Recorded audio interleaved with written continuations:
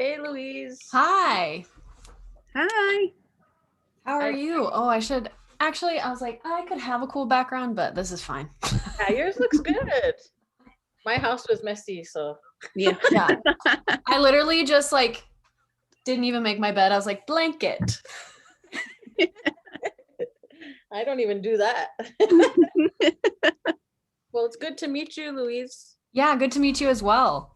I've never officially met you, so my name is Chante Hart. Nice to meet you. I've read a lot about you all over Facebook. People celebrate your work quite often. So, yeah. And hello, Elena. Hi. Hi. I'm so excited. Yeah, I had my second COVID shot this morning, and I was like, well, we'll see. And so far I feel fine. I have a little bit of a headache, but I feel ready to rock and roll. Yeah, that's not always fun. I horror stories too on the COVID shot. So yeah. Do you guys know if there's been a quite a number of registrations? Yeah, well, we have 10 people waiting now, and there was like 80 responses on Facebook. Oh, wow. But last week we had about how many, Elena? Like 20 some? Dang. I think it was 30, 35 people. Yeah, we've been having a good turnout with this, so I'm excited. Yeah, that's awesome. Is there anything you want to highlight? So I think I have kind of just like a Google Doc that I'll be like personally referencing, but I'm going to talk about a lot of the legislation that we saw this year and what we've seen in previous years. And then I'm going to talk about the impacts that has had on the state as well, like more focusing on queer folks.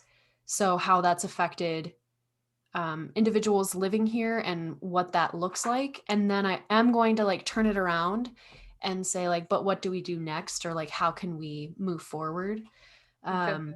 And so from there, I'll kind of talk about a little bit of the current state of our representation and how like historically and even currently it is predominantly like white men who are straight and Christian. Yeah. And so I want to talk about how like it's just that's how the system was built. They've always been afforded that, and then kind of talk about how do you want to do like question interview style, or are you fine with just kind of talking? Yeah, I'm fine with just having a conversation. I can just kind of talk through it too. Yeah, you can hop in too whenever, you know. Yeah. Okay. Well, I'm gonna let everyone in now. It's 5 o'clock, so Cool. Okay. And then we have a list of questions too, but I think you've answered a lot of those. Cool. By what you oh my gosh, so many. Hello, so many familiar faces or names at least. That's awesome. Welcome everyone. It's good to see all of your pictures.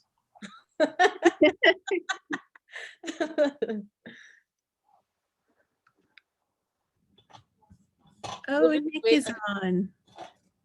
We'll just wait a few minutes for everyone to hop in. Hello everyone.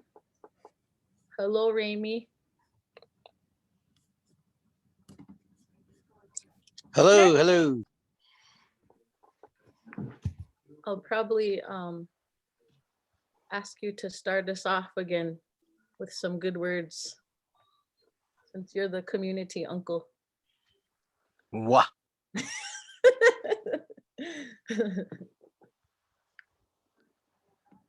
Hello everyone else. Hi Val. Hi Jana. Hi Dennis. Good to see your faces. Yours too. Thank you. Hi Candy. Hi, good evening. Good evening, Jerry. Hi Carl. We're waiting for Kellen to hop on here too. He's gonna be a part of the conversation. But while we're doing that, I'm gonna send a virtual opagi over to Lexi Rami so he can start us off with a good prayer and some good words, as we do with all of our caucus meetings And all of our meetings together, we like to start off with good words and good thoughts and good prayers for everyone. So I'll hand it over to Raimi if you want to get started. Lexi Raimi. Sure. Can you hear me? Yes. How matakiapi? Well, first of all, I want to start off by saying thank you, everybody, for being here tonight. It's truly an honor for me to listen again to Louise Snodgrass, a person who ran an amazing campaign for office this last election cycle, and who I literally learned how to make my campaign more effective through social media from. And I think she helped me on my online presence by a tremendous amount, by being able to just glean some of the information that she was able to give me. Incredibly intelligent, incredibly smart, and I'm very proud to consider her a leader in everything that we do in this party and in this state. So thank you, Louise, for being here tonight. I really appreciate it, and thank you, everybody, for showing up. With that, I'd like to say just a short prayer, and we can get started. How to kashula, and betu kile mi chante kimi chuyas kaye hecha toha ni toka wayasu ki al wahinajiki imacha wichoni mitlawa ki empetu wanji akemiku hio wopila ichichi mi chante ki ichia taha ha mtaka oyas. Thank you. Kilamaya ye wopila tanka Lexi Raimi. Uh-huh. So, thank you very much for starting us off with some good words. I'll introduce myself for those of you that don't know me. My name is Chante Hart, and I am the Native Outreach and West River Field Director for the South Dakota Democratic Party, among other hats that I wear. And also we have on, I would like to introduce our staff, who is our fabulous, great columnist who writes all of our great columns, Elena Bald Eagle. Beautiful Bald Eagle. Do you want to introduce yourself, Elena? Hello, good evening, relatives. My name is Elena Beautiful Bald Eagle. I am a citizen of the Diné Nation. I am originally from Arizona, but I live here in Eagle Butte on the Cheyenne River Sioux Reservation with my husband, Raimi. I help the party with Native public relations, and I do the weekly column for the party. And I'm also a member of the Oceti Sakowin Caucus. Thank you. And she does very great work for us. It makes us look very good. Also on here, I would like to introduce Kellen Returns from Scout, a couple of our caucus members, and also Candy Brings Plenty. So Kellen, you want to introduce yourself, and then Candy? Certainly. Hello, everyone. Good evening. My name is Kellen Returns from Scout. I am here in Rapid City, South Dakota. I'm an enrolled member of the Standing Rock Sioux Tribe.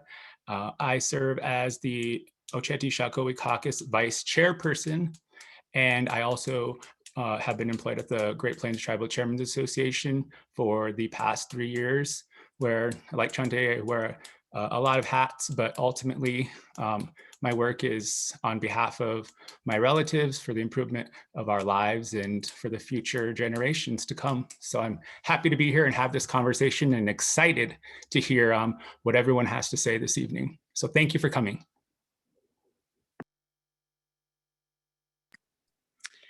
Good evening, everyone. My name is Candy Brings Plenty.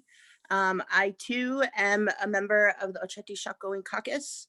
I am here in Rapid City, but I'm an enrolled member of the Oglala Sioux Tribe. And I identify as a queer, indigenous, non-binary Two-Spirit. I use they, them pronouns, and I'm an indigenous justice organizer and lobbyist for the ACLU South Dakota.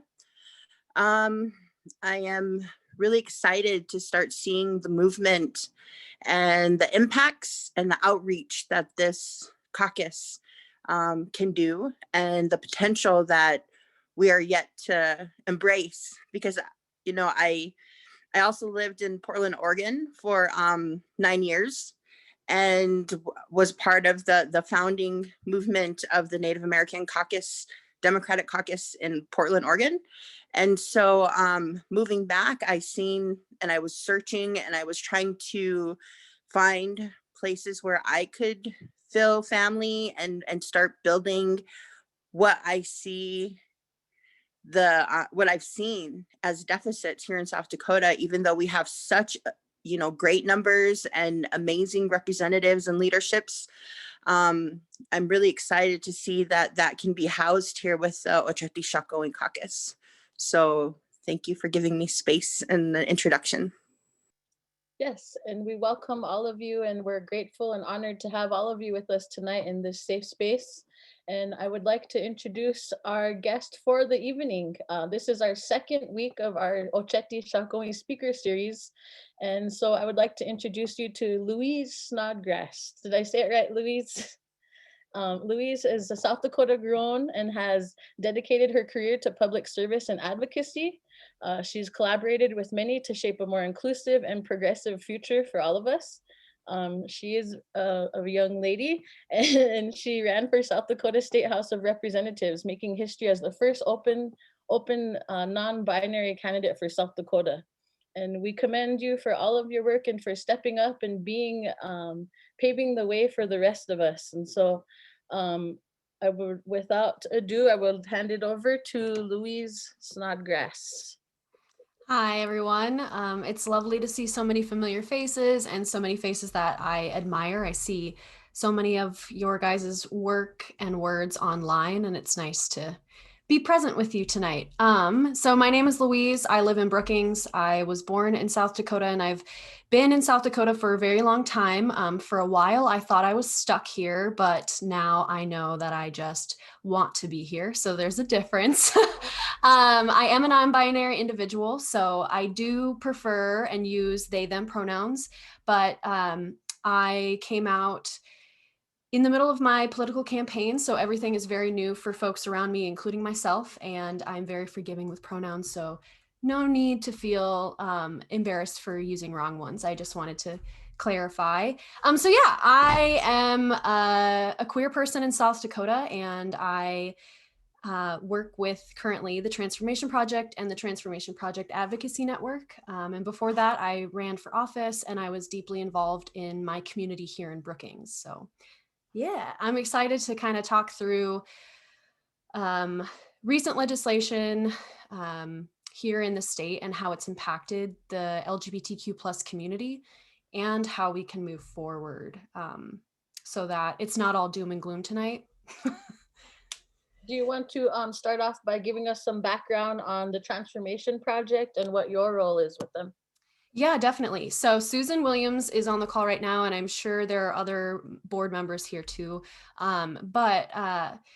The Transformation Project is a C3 organization that has a mission to support and empower trans youth and their families, as well as educate the state of South Dakota to transform the state of South Dakota into a more inclusive and supportive space for trans people, so that trans South Dakotans aren't living isolated and in fear just to leave their homes. And then the Transformation Project Advocacy Network is the C4 arm of the Transformation Project, and that actually started this year. And so they're dedicated to advocacy work in the state legislature, as well as beyond in the state of South Dakota, to make sure that we can create policies that protects and respects trans South Dakotans.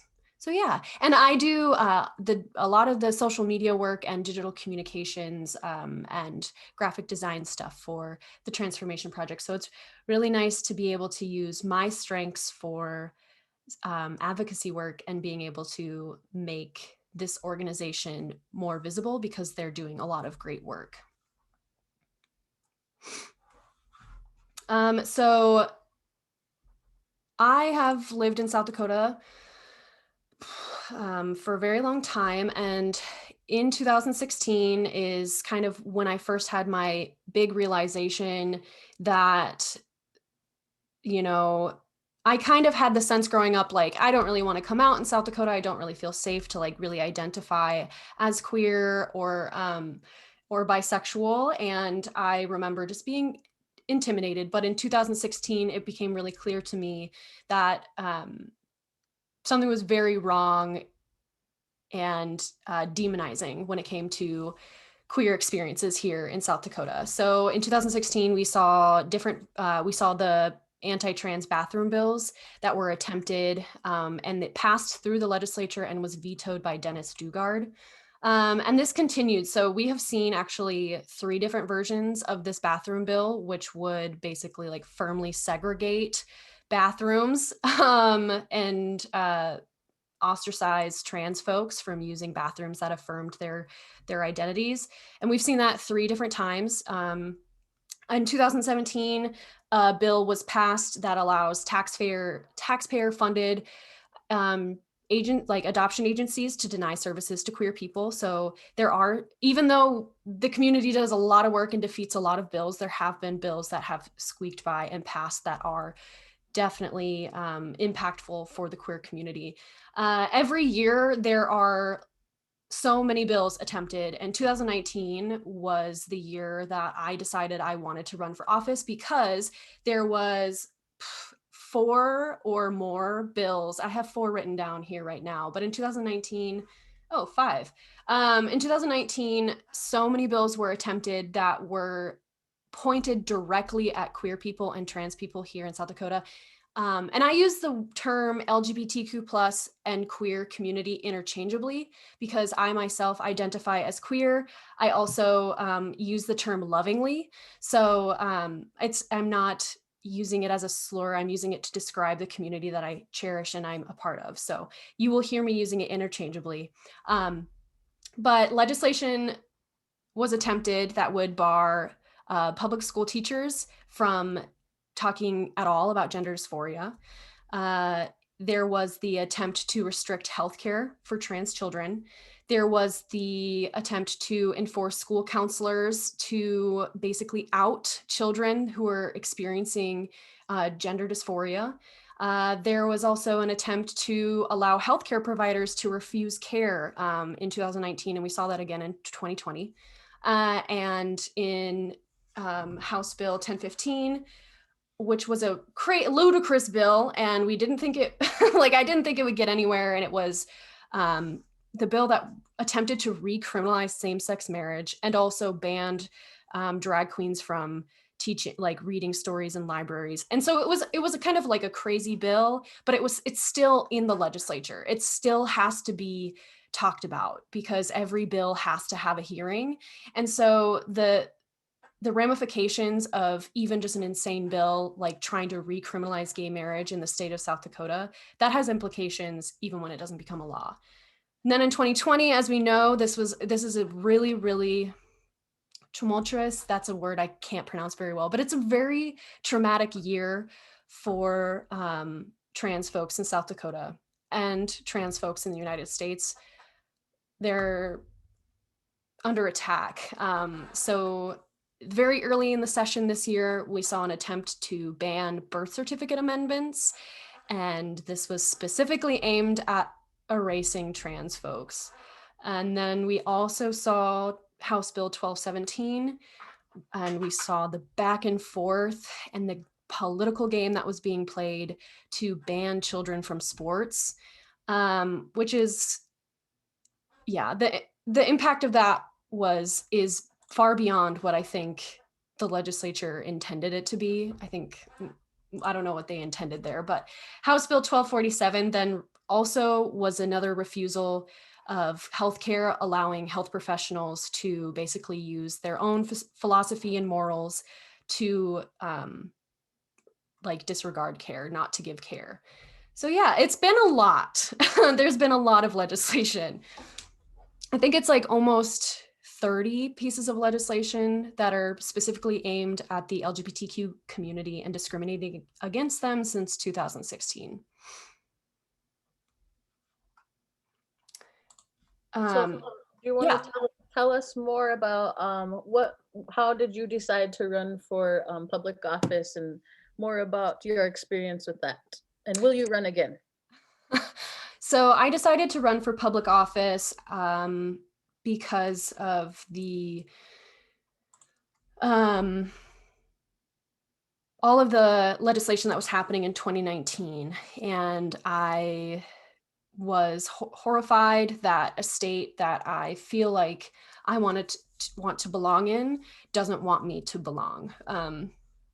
And I felt that my community in Brookings, we have city policies that are inclusive of LGBTQ plus people.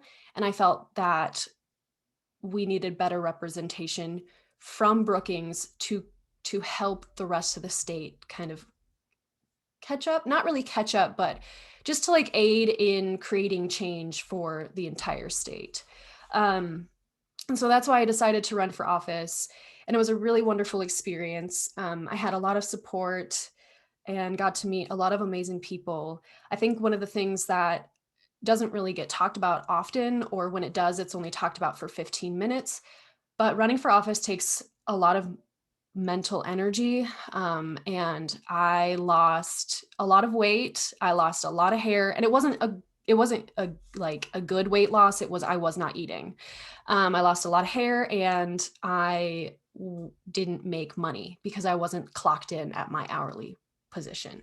So if I were to run again, I would make sure that I was in a stable place, that I had the support I needed to run again.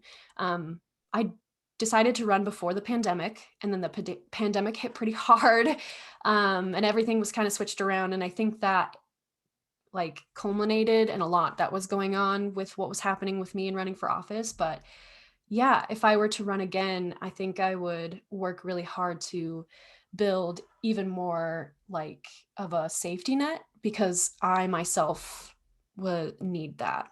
So what advice would you give to other LGBTQ plus people who want to run for office? Yeah, so I would give the advice that, well,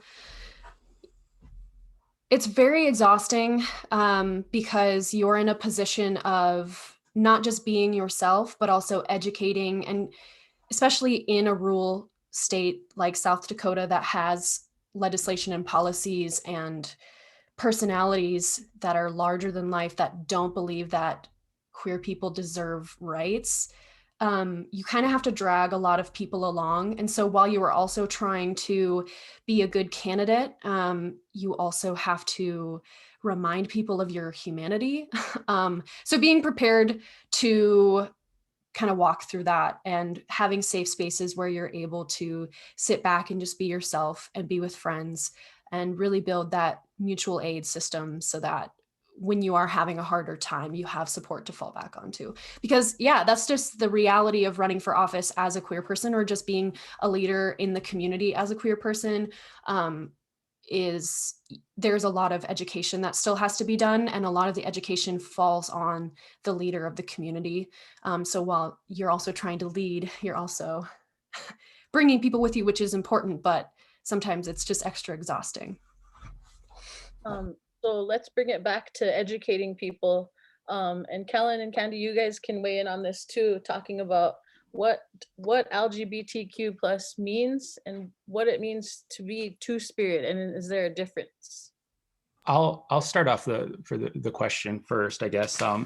Is this for Louise? Is, you talked about coming out in the beginning of your campaign, and or through your campaign. Can you speak to I guess you also talked about there's all different levels of people within the the Two-Spirited community, people who are out and people who aren't out, and people who are comfortable and people who can do that in the capacity of their jobs. And you spoke to the economic implications of not having a steady income to run a campaign. How do people, in those different kind of coming out periods, be engaged in a campaign like yours or in this movement and still maintain their livelihood from an economic perspective? I mean, is that ever weighed into this overall narrative of the community? I think about that quite often, and I think that's because I myself have had that experience of wanting to be supportive of a campaign or be a part of a movement-based work and not actually being able to commit as much time as my heart would want to, because I have to have that stable income. So I think there is a lot of privilege that comes with having a stable position, like economically. And so I think, sorry, I'm just thinking of when asking people to like join your work, making sure that they're well taken care of and not just taking all from them, and making sure that you're giving back as well. Because I think what's happening with organizing, there is a shift, but I think with traditional organizing, it was just so manpower based, and it was just not human and not relational. It was just go phone bank, go drop off these door hangers. Yeah, I'll shake your hand and take a selfie with you. It wasn't really making sure that the volunteer or the person on the other end was okay. And I think there is a lot of uproar going on right now with organizing and campaign world, about how poorly treated a lot of campaign staffers are treated. Not even campaign staffers, but interns and volunteers. So I think it's really important to remember that the people who are standing with you are human and need space and need to be taken care of just as much as, like, we need to uplift the candidate and we need to uplift the work. We also need to uplift the humans that are doing the work. So, I guess that leads me into sorry, was there more to? Okay. Yeah. I guess that leads me into my next question then is how do those people at those varying levels of their own personal growth and experience be an impactful part of, someone's campaign? Mm-hmm. You talked about the phone banking, you talked about, the door knocking, or, or what, those various, different tasks within a campaign. But how does somebody, really make an impact? Mm-hmm. Who's at those different levels of their personal, coming out, and still, I guess demonstrate, their true commitment, because nobody can tell somebody that they have to be this visible or that visible, or that they have a responsibility. But they also, I think that those people also on the flip side, have some responsibility as well to support the very community, that Mm-hmm. paving the way. So how do you achieve that balance, I suppose, in a campaign, from a campaign contribution perspective anyway? Yeah, that's something that I still wrestle with too, because I came out in the middle of my campaign and I was hesitant because I was scared and I didn't know if I belonged. I was questioning, I had like imposter syndrome, of whether or not I was truthful in how I felt. And I didn't want to be, so it's a very scary thing to come out or be and be very visible here in South Dakota. But I think if people are on varying levels, there are different ways to support the system, like to support a candidacy or movement work in ways that are comfortable with you. So I'm just like looking through my notes here, because I had written some stuff about how organizing from a community level is vital and how like traditional campaigning doesn't work anymore. And so I'm just looking through it here. And I think that we're starting to see a more push towards mutual aid. So even if that's anonymously donating to somebody's direct Venmo or Cash App, or if that is cooking a meal for someone, making up a little casserole and, asking if it's okay if you drop it off at their door, or maybe you have a Twitter account that, you might not have that many followers and you might feel more comfortable tweeting because it's an anonymous account, and just showing your support. That way you can be visible and still anonymous on the online. That's kind of a wonderful loophole sometimes.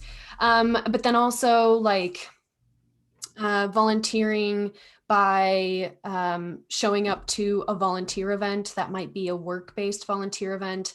I had an event out here where we were just doing chores on the farm, and it was really nice to have people who might not be comfortable with phone banking come out and learn more about my campaign and do work that wasn't a traditional campaign setting, because we were weeding and painting, but then also moving forward and sharing what they had learned at that event. So kind of being a mouthpiece, and then also understanding that you are somebody's neighbor and somebody's relative and somebody's friend, and you can use the power of your persuasion, because every individual is powerful and can have conversations with those around them to influence them in ways that is positive. You don't have to negatively influence people, but you can have conversations and really open hearts and minds. And I think no matter what level of coming out or, you know, your relation with the LGBTQ plus community is,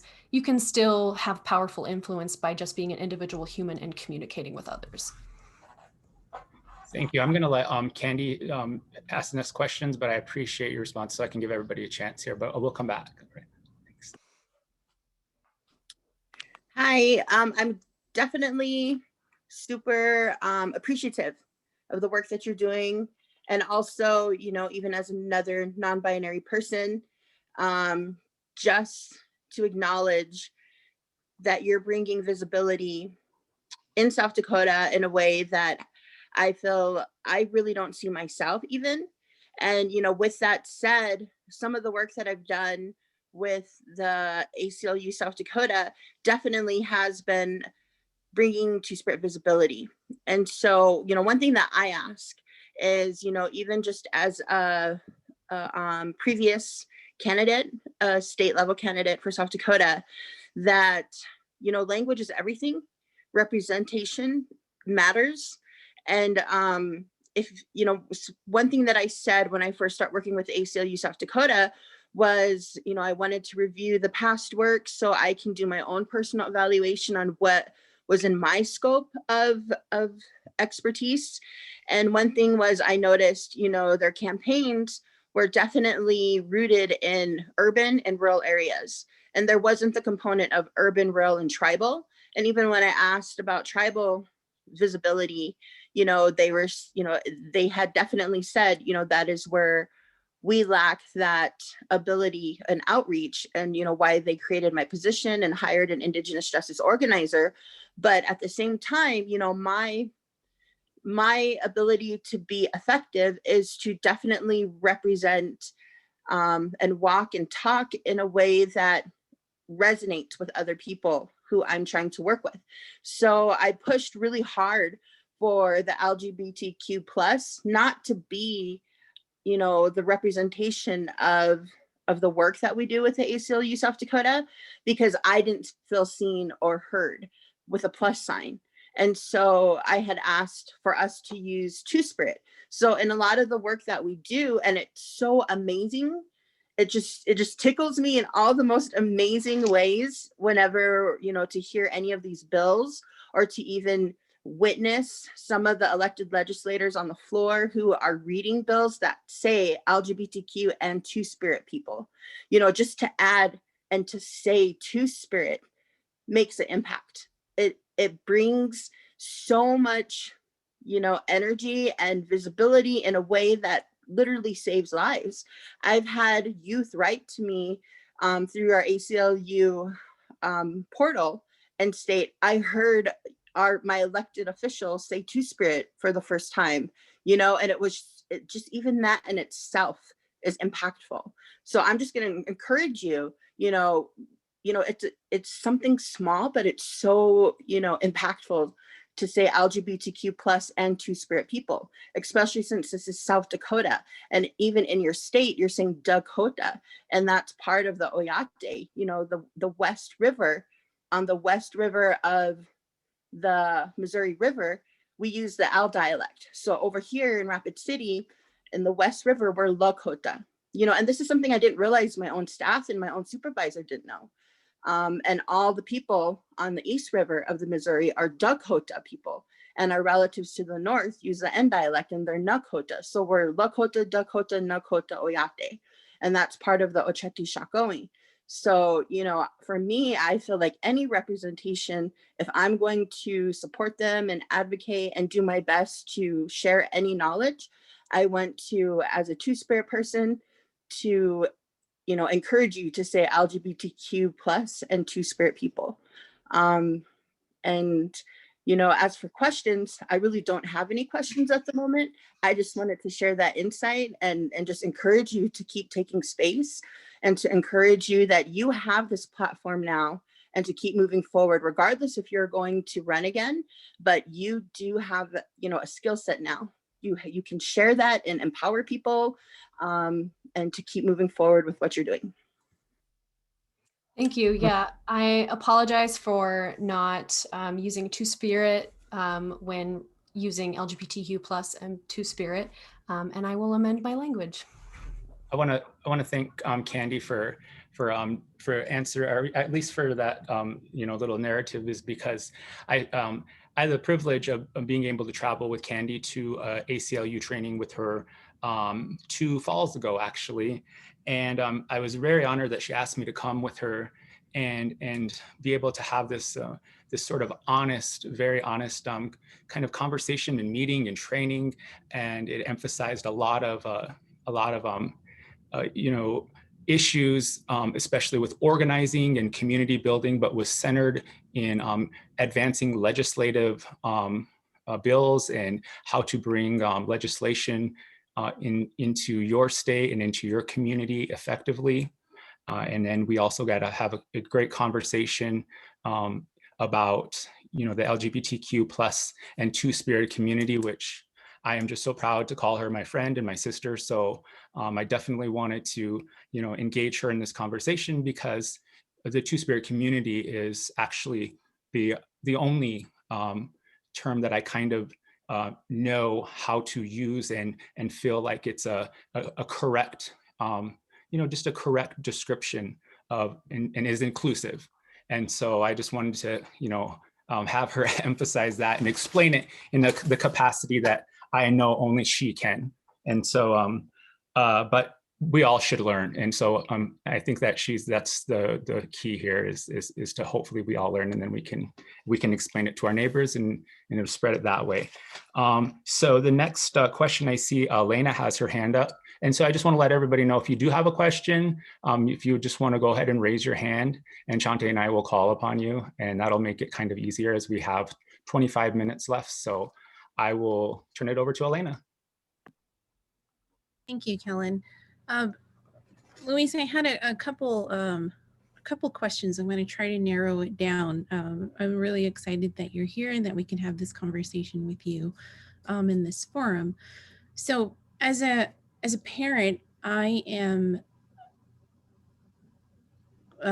devastated. I'm probably going to get emotional here, but I am a parent of a teenager. We moved here to South Dakota, and it seems like, I guess my fear as a parent is that my child is not safe here. And I don't know if anybody else here has wrestled with these feelings, but I do. And this past legislative session was a huge wake-up call for me. And it's through my teenagers' eyes and voice that I am learning. I feel like, you know, this growing up, I knew LGBTQ, and then there was plus, and then I saw your appearance on Kelloland, and you did use, if I've got the acronym right here, LGBTQ 2S plus. And so that was new information to me, to where now the community is accepting and Two-Spirit is used, you know, throughout the community. And I love that. And I really do appreciate that. But I guess my question is, what is this national, it seems like it's a national anti-trans movement within state legislatures. And it seems like what is happening in South Dakota is also happening in other states. And it's quite alarming. I know that we, as my family, we have gone and we have organized and helped out with, anti-hate, anti-trans legislation. We've protested those. We've gone to peer, and we've organized here within our community too. So what more can we do? What more can I do as a parent? What more can I do as a member of the party, as a member of our caucus, to bring visibility to what is happening in our state legislature? Because it feels like we are alone sometimes. And I know that that's not the case, but how can we better organize? What can we do within our own communities? And like I said, I'm learning. I know that I need to learn these new neo-pronouns. It's something that I struggle with. And I know that it means it's important to my kiddo. And when I do use the wrong pronouns, it can be hurtful. And I didn't realize that until it happened to me, until I unintentionally caused pain in this human being that I so love. So how do we learn and how do we organize? Thank you. Yeah. So I think like the first thing with being allies and doing work and bringing awareness to the amount of everything that's going on in South Dakota, but also the nation when it comes to LGBTQ plus and Two-Spirit people. I think the important first step is to listen to members of those communities and just kind of take a step back and be an observer of the conversations before inserting your own voice. I think that's really important. But I think also the education piece and like doing your own research is really valuable. So listening to how this is affecting and like listening to the voices of the community that it's affecting and reflecting on like, well, where am I needed in this? Empathizing with the community, of course, and educating, doing the research and understanding all the ins and outs of kind of like what's going on and where you are needed. If you are able to, like, let's say that you saw a tweet from a specific organization and you can go ahead and kind of assess, like, do they have a donation link? Do they have a volunteer sign up? Do they have a phone bank that's going on, and see what your capacity is? And then you can offer your aid and services to that organization. I think it's okay. I do think it's, if an individual is open to like helping educate you, and like if you are asking, hey, I have a question about something, I did my own research, but really didn't really help me answer some of these questions. Would you be comfortable if I asked you? And asking organizations is always good, but if you have an individual that you are like, if you have someone that you're friends with that you are comfortable asking some of those questions, then it's okay to do that. But when it comes to bringing awareness, yeah, I would say kind of understanding the full scope, and also understanding, is there somebody else's voice within the community that I could be uplifting other than like my own? Could I do a shared post? Can I do a retweet?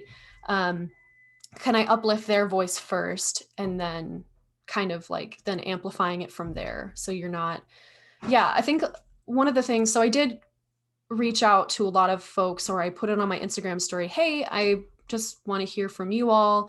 I want to hear real life, like, because I have my own personal experiences of how the legislation in South Dakota has affected me, but I'm one person and I'm a white person. So I wanted to hear from anyone who was willing, how does this affect you?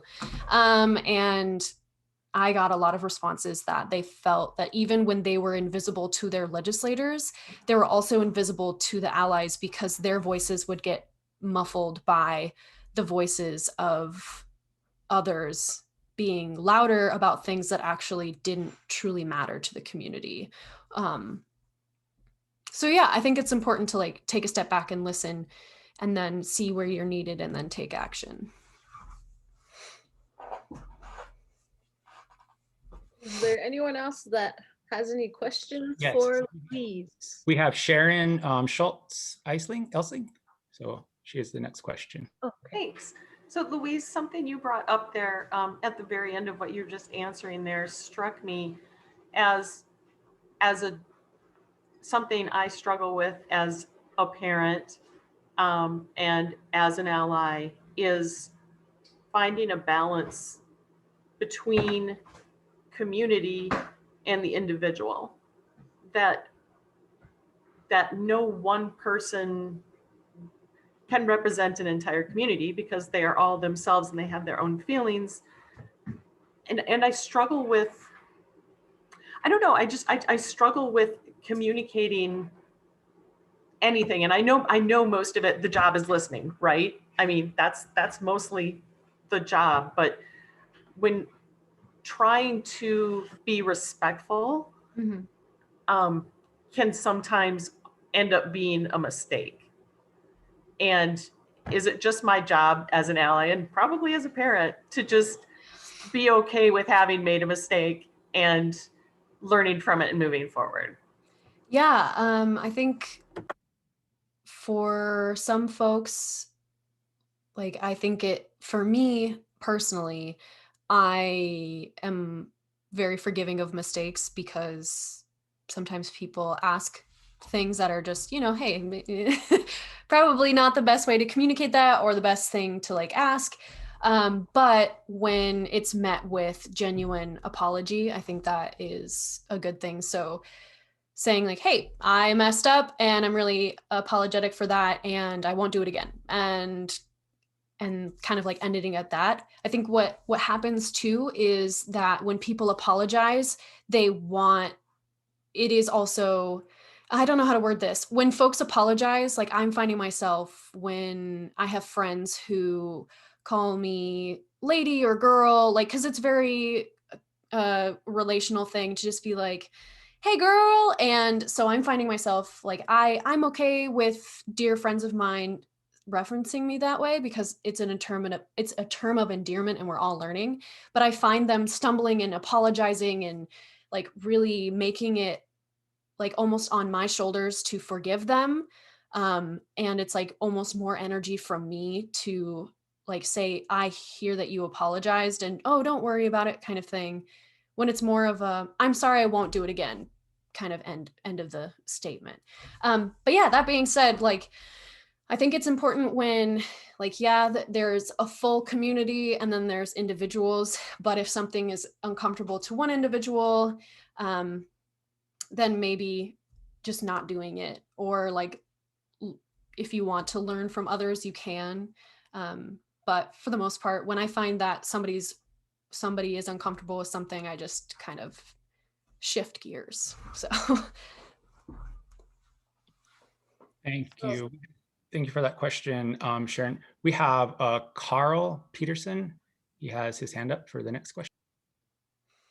Yeah, my question here kind of goes with the last one, and I guess a little bit of personal stuff I wanted to add there is that I feel that same way, not just with pronouns, but also with people using, let's say, Indian or other, kind of edgy terms in everyday uses that a lot of people like come to you wanting forgiveness, and that's when they make a mistake, and it is really draining. And so I think maybe doing some education there that it's not on LGBT2S plus people or on Native people, on anybody, to give that forgiveness, that it's not required with our being to give that to people who are maybe coming to us, with these mistakes and with their own problems.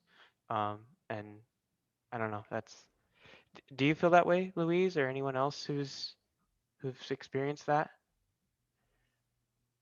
I would say more recently too. I have things that have gone on in my past where I might be a little too accommodating for others, but I've recently started really owning my space. And so when people come to me and like almost it feels like they're taking away my energy by like asking for that forgiveness. So I do think that there's appropriate ways to apologize for mistakes. Like if it's in a moment, like in a quick conversation, like, hey, sorry, I did that. Won't do it again. Or just like a quick shift and just change. Like if you accidentally say the wrong pronoun, just don't even bring awareness to it or be like, oops, sorry, and then change. So. I see that JP has a question next, but I think that I kind of want to maybe echo what Carl and both you and Louise said. Is it a correct assessment to say that we all are friends of individuals who kind of, I don't want to lend credence even to the words that they use, but there's instances where we're friends, they're only friends that might be Native American or Two-Spirited. And somehow that's where that asking for forgiveness comes from, because, for a long time, they didn't have friends who reflected us in their circles. And then suddenly, we're a part of their circle because they know us outside of the capacity, outside of those, those terms. They got to know us on a real level. And then all of a sudden now, that Native American or you're Two-Spirited, hey, I'm sorry for thinking about that. And then use that as, justification for their behaviors or asking for forgiveness. Is that something that you've seen, Louise, as you come out and they say, oh, not you, or that's not, I don't mean, I'm not talking about you, but that's kind of the narrative, right? That's something that's kind of shared and pushed, and then they go further about their day, and then you lend them that respect, like, oh, well, okay, well, that, I guess, how do you deal with that? What is a good way to deal with that? The experience I have more recently is coming out as non-binary. People in my community can't really grasp what that means. They ask like, well, I know that like they make assumptions that, oh, well, transmasculine people transition to a more masculine identity, and transfeminine people, okay, they transition to a more transfeminine identity, or however, like they prefer to present that way. But when the community that like people I'm friends with are really just like confused about me coming out as non-binary, they're like, okay, well, what is your transition going to look like? And they're like, hey, can I ask you like this really personal question that you probably haven't even had time to think about yourself, and I'm going to ask you, and then like in this conversation you're going to like talk about really personal things, and oh, thanks for that education. And then they go about their day, and I'm left sitting feeling almost invalidated, a little vulnerable, a little too vulnerable, but also tired, because I just spent a lot of my energy to explain something that I don't fully, know at the moment. So it's like, it's all over the place. So yeah, I definitely have moments of folks like almost shaming me a little bit. Well, oh, well, not like you, because you haven't really like transitioned that much. So it, this isn't really about you. And it's just kind of like, okay, yeah, no, I fully, like, I have not found 100% the confidence to put my foot down and ask my community and ask people who are really close to me to respect just to respect my space and myself, because I haven't had the time and the space to really work through my own inner workings, because I have been working on so many other things. And I think that's one thing that I really wanted to talk about, is that when we're doing organizing work, and when we are really trying to fight this legislation, and we're trying to uplift the LGBTQ plus and Two-Spirit community, what's happening is that the people who are doing the majority of the work are leaders within the community, and they're so tired and they don't have time to be human. Their presence is politicized. Every action they do is under scrutiny, and they're just expected to educate, and they're expected to have guiding words at all times. And so I think that's like really harmful, to just treat people as if they're like an information politics pumping machine, and not allow them the space to just like really be themselves and figure out who they are. And I've seen that a lot on so I'm on TikTok pretty frequently, and I had a TikTok during my campaign, and I'm wrestling with this idea, and I know a lot of creators are wrestling with this idea that people don't look to me as a human, they look to me for politics, and I'm like not allowed to kind of like deviate, or my audience didn't want me to deviate. And a lot of the Indigenous creators that I follow on TikTok are expressing the same thing, that they can't just have a TikTok where they're having fun because their audience expects them to be on all of the time and ready to educate and give political opinions at all times. And so, yeah, it's just there's so much, there's so much in South Dakota, sorry. Oh, yeah, absolutely. I totally feel you. I totally feel you. Well, I want to, not to put you on the spot here, but we got another question here, and that's from JP McLaren. JP? Thank you, Kellen. The first thing would be kind of a question directed to the Two-Spirited members of this group, as well as any other Two-Spirited persons in South Dakota, is the LGBT has been the initials long time. And I'm one of those crusty old ones. That's the way I still kind of think of it. But changing that and making it potentially LGBTTS plus, so that we're always acknowledging the two-spirited persons that are within our community. And if one or more of you could answer that when I'm done, that would be awesome. I do not sit on the board of the Sioux Falls Pride, but I'm on the committee that basically operates Sioux Falls Pride, does all the planning and fundraising and so forth. I was born and raised in South Dakota, and finally, I mean, I knew that I was gay basically when I was 9 years old. But when I arrived at around 21, I fled the state because it was a vicious, vicious place to live as a gay person. Spent 25 years in Texas, then moved to Florida.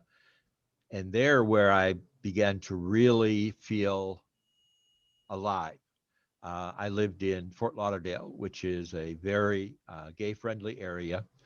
And I was also on the Pride Committee there, and worked with the Pride Center, which is quite large, hundreds, thousands of members that we had. And we became very politically potent within Broward County and Fort Lauderdale. We elected a gay mayor for Fort Lauderdale, and still in touch with them, still working with them there. You know, now we're talking about our fundraising amounts being $1 million, which is just incredible within the LGBTTS community. But I came back to South Dakota, and I'm committed myself now to working with the gay community, the lesbian community, the LGBTTS community, as well as the immigrant community here, in helping them, because we all battle so many things. And if there's anything I can do because of my background, because of the things that I've done, because of the people I know, and the political savvy that I actually have, I am more than willing to do it. I did work with our candidates in District 15 this last year, the only district that came up fully Democratic at the end of the election. And I'm getting deeper and deeper in with the party here now. And so I'm available if people have questions, need help in organizing, whatever, that can certainly be put out there. But how do the two-spirited persons feel about, instead of LGBT plus TS, if we were able to start getting it LGBTTS plus?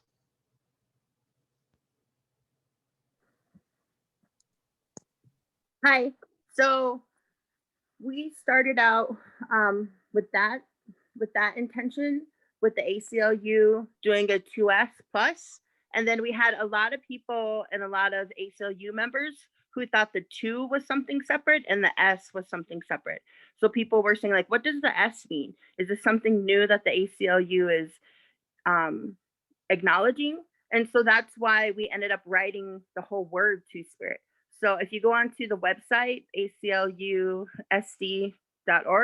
you will see that all of our printed media, our social media, you know, we write out the whole word Two-Spirit because the intent, you know, I've done a lot of like community health work in my past jobs. And I know like brief interventions are definitely like, you know, just like a touch and go, so we can kind of plant seeds. So I know that was kind of the intent with adding the LGBTQ 2S plus, but we had to go further than that to actually, you know, create change or to stimulate people with, you know, planting that intent by writing out the whole word Two-Spirit. Because once you write out the whole word Two-Spirit, people have to read it and say LGBTQ plus and Two-Spirit. The intent was so that it becomes practice, so that people know and they're saying and they're incorporating and they're elevating Two-Spirit. So, I mean, that's just the path that we took with the ACLU South Dakota, and we've been pushing it across national. And so that it is going to start being more of a trend with our work on a legislative level, within any of the advocacy across the ACLU. But, you know, that was our intent. We definitely did start out with LGBTQ 2S plus, but we ended up seeing that there was more inquiries. So we just wrote out the whole word, Two-Spirit. Thank you, Candy, for clearing that. And we have time for one more question. Elena looks like she has her hand up, and then we'll close it out here. Thank you, Kellen. I guess it's not really a question that I have, more of an opinion and insight. I am looking at the party's platform, and in our platform, we only have listed LGBTQ plus one time. We also do not have a caucus for the queer community. And it is my hope that we can start a caucus and start maybe editing and changing our platform to be more inclusive and to be more protective of trans and LGBTQ rights. And I think that we've got a great community here, just here tonight. I can't imagine what it looks like statewide if we had an open invitation inviting our allies and people who feel strongly and people from the community. So that's just my observation. And I hope that it is taken into consideration. Thank you. I guess I'm gonna let Louise take us out here. I wanted to emphasize though, is there a website or a contact information for y'all that maybe we can put in the chat, or Chante can share for all the attendees? Yeah, so you can always connect with the Transformation Project by visiting their Facebook page or Instagram. They also have a website, which is transformationprojectsd.org. I believe that's what it is. I'll pull it up. Yes. And then my personal, my campaign website, I did not renew the domain, so that is no longer up, but you can still connect with me on Twitter at Lou4SD. 4 is the numerical 4. But yeah, I really do. I think that I remember being a part of the state convention. Here, it was a virtual Zoom and there were so many people. And I remember that a lot of voices were being overtaken during that convention. And I think it's important that every voice is heard. And I think that not every voice was heard during that convention. And that's why a lot of the platforms are not 100% inclusive of more ideas and more communities. And so I do think it's important that we come together and we are more intentional with our platforms, and also Yeah. And then also, sorry, I'm like reading the chat as it's like going. Sorry. I get very easily distracted. But I think it's really important that we listen to more voices and that we're really intentional with what we're writing as organizations, as a state party. I think that we definitely saw this in 2020, that traditional campaigning is kind of not working anymore. And traditional campaigning was built for who is currently in power in the state. That's who it was built for, in my opinion. I feel that door knocking and putting your face on a flyer and just calling it good is not going to work anymore. And really being intentional and going about organizing as if you're building a relationship with a person.